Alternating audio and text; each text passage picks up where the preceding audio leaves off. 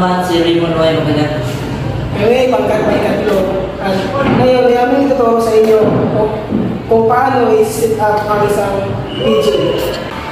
Bago ko simulan, tuturo ko muna sa inyo kung ano ang mga kailangang gagamitan para makabuo o makaset up tayo ng PJ. Kung unang-una sa lahat na itong tinatawag na PJ, itong PJ. Ito naman ay ang wire ng microphone kung saan dito natin i-connect sa PJ. Ito naman ang player, ito ang amplifier, ito ang cord. Ito ang cord. Ito naman ang wire papunta sa speaker. At ito ang extension wire papunta sa power supply. Ito naman ang ating speaker para sa PJ. Ito naman ang mga terminal ng mga wire speaker. Ito sa mga output papunta dito sa player papuntang amplifier, ito ang terminal. Unang-una natin gagawin ay i-connect natin itong cord mula sa output ng player papunta sa auxiliary ng amplifier.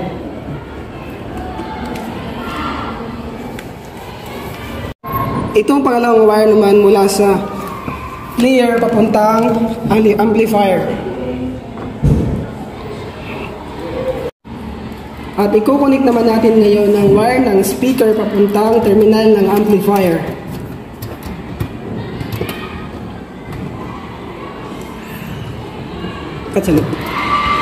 Kung makikita nyo, tapos na natin i-connect ang wire ng speaker papunta sa terminal. At ang susunod naman natin ngayon, i-connect natin itong wire ng speaker papunta sa speaker mismo.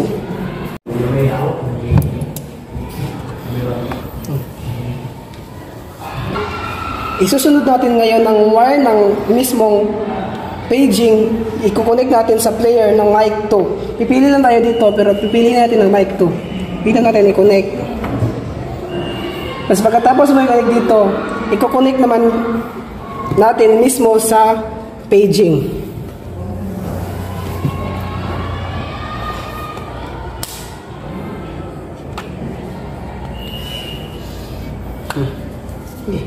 Pagkatapos i-set up, ay kukuha naman tayo ng extension wire para gamitin natin papunta sa power supply.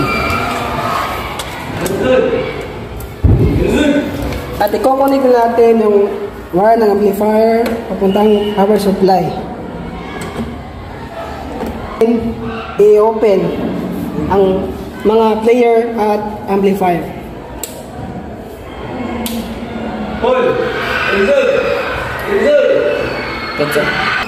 Kung makikita natin dito, ang pulang light ay nakapunta sa DVD.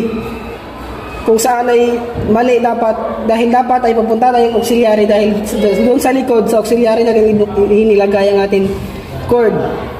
So, lipat natin ng ilaw galing DVD papuntang auxiliary. Ngayon, di natin susubukan kung nagano na ba ang ating set up na PJ. Hello.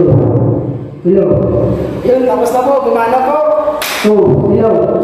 Paging, sir.